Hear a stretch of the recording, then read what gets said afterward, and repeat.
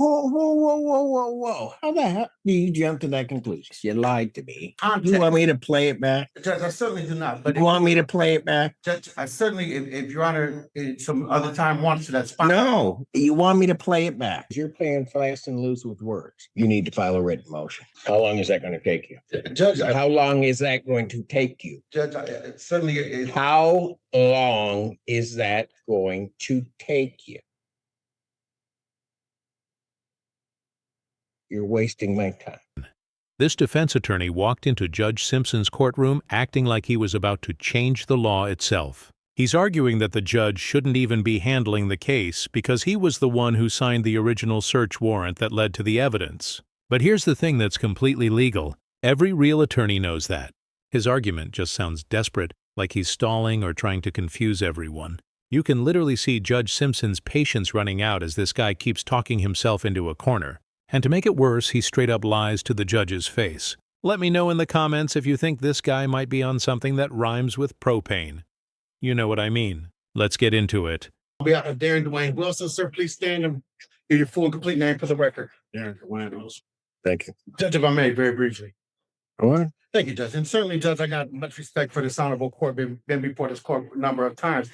Judge, but the court rule is clear, Judge, that an examination must be conducted by a neutral and detached magistrate, Judge. In this particular case, and just for a little bit of context, for Your Honor, this is a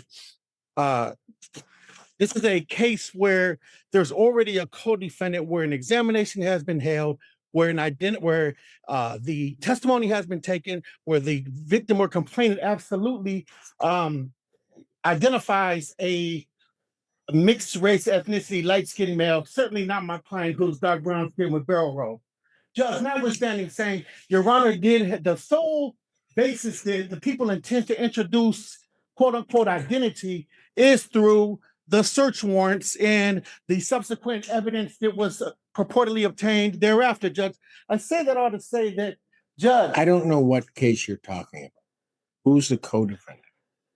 You didn't preside over that. I could make the argument a lot. I did not preside over it? No. So the argument that sounds like attempting. Well, then I'll let him finish because I don't know. It did not even begin to ring a bell. Should. But if I can just streamline it, Judge. In brief, Your Honor was presented ex parte with two search warrants in this particular case. Ultimately, these two search warrants, there was information heard, there was a search warrant, there was probable cause found, there was search warrant signed. Judge, we now come before you for a separate analysis of whether there's probable cause in this case, but Your Honor, pursuant to People Be Real, which is 391-124, Judge, it certainly cannot be neutral and detached when Your Honor respectfully has already found probable cause in this case. And specifically, the case law says. Whoa. How the hell do you jump to that conclusion? Because the probable cause that's determined from a search warrant is based upon that evidence that is presented to me in the form of an affidavit on that search warrant. That's going to have no bearing whatsoever on what testimony I hear or don't hear in this case. So I don't even know how you get to that conclusion. But I'll let you continue because I think it's a... Go ahead. Thank you, Judge. And Judge, just certainly to preserve the record, certainly I don't want to come back on a quash or an appeal or even a remand, Judge, but the case law is clear. It says that the defendant requests a magistrate other than the magistrate who has already heard ex parte witnesses, such as the request should not be or should be regarded as reasonable and reasonable efforts exerted towards compliance, Judge. What ex parte witnesses did I hear from? Judge, Your Honor signed both of the search warrants in this particular matter. Certainly testified. But that says I've heard from witnesses. I've not heard from any witness. Judge, so if it's your does that case clearly apply to search warrants? It's not limited to search warrants.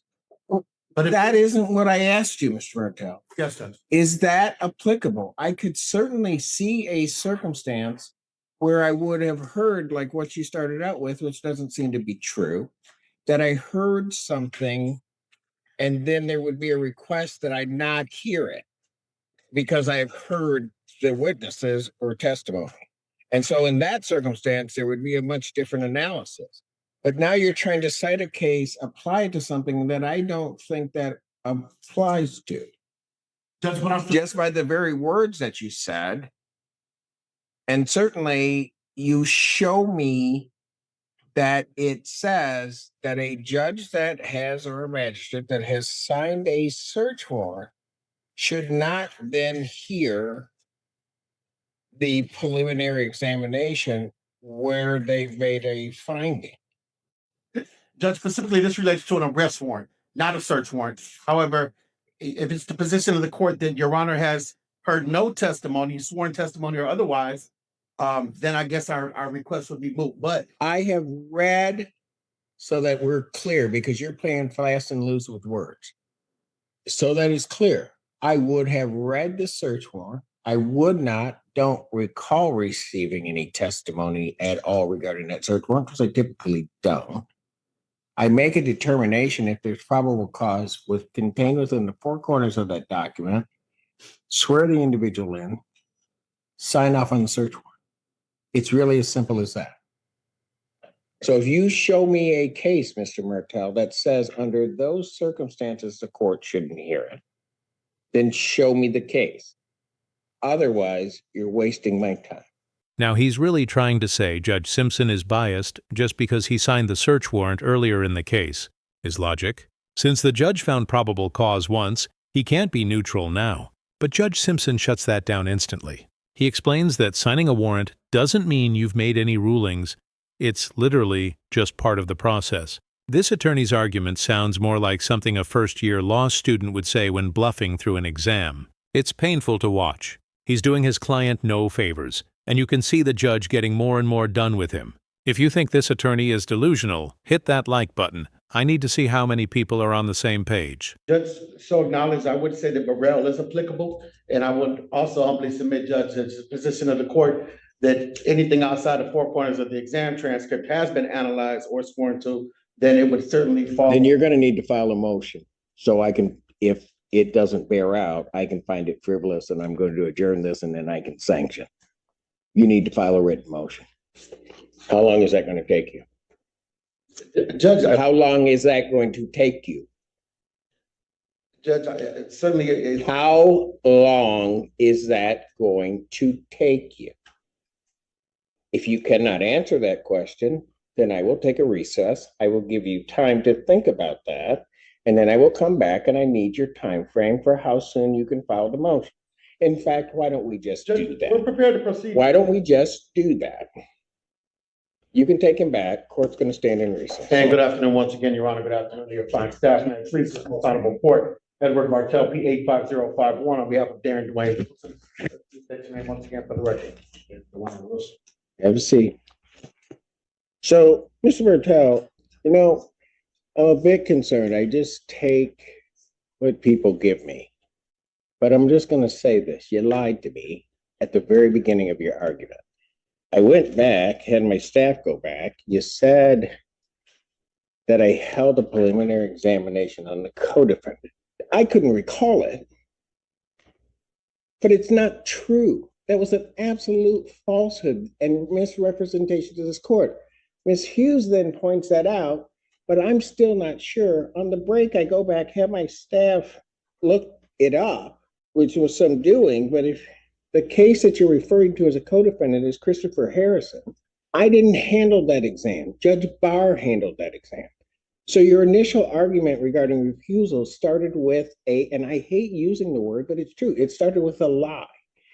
Then, Mr. Martel, you continued with your lie regarding the import of the case of People versus Burrell. You cite one portion of it about a magistrate who takes testimony and does that. And that's why I went through exactly what this court does regarding search warrants. And then you cite a portion of that, and I think intentionally skipped over the first part of that paragraph to mislead this court. And I'll tell you what it says.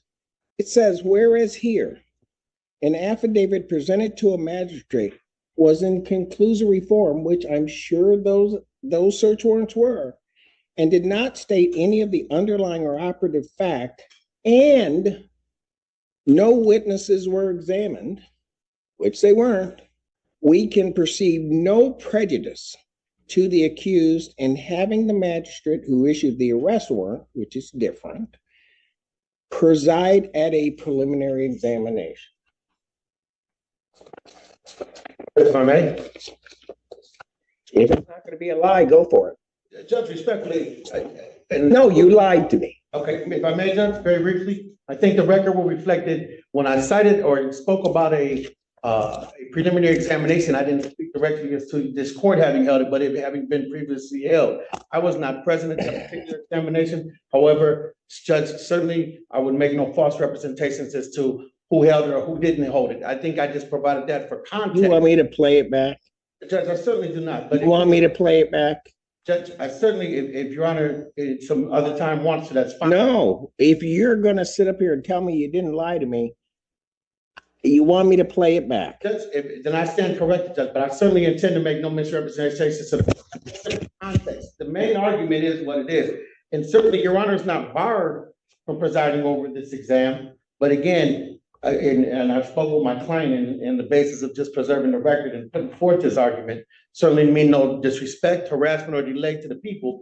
Judge, we're prepared to proceed. If Your Honor intends to deny, that's fine. Again, we're prepared. I don't know what your motion is because everything that is presented to me is not it. This guy just won't stop digging himself deeper. He keeps twisting random legal terms that don't even apply here. It's so obvious he's just trying to get the case moved to another courtroom. Honestly, it even feels like he has some personal beef with Judge Simpson. From the moment he walked in, pointing his hands and acting cocky, you could feel the tension building. And I actually feel bad for the defendant. Imagine watching your own lawyer destroy your case in real time. The way he's lying and twisting facts could easily get him held in contempt.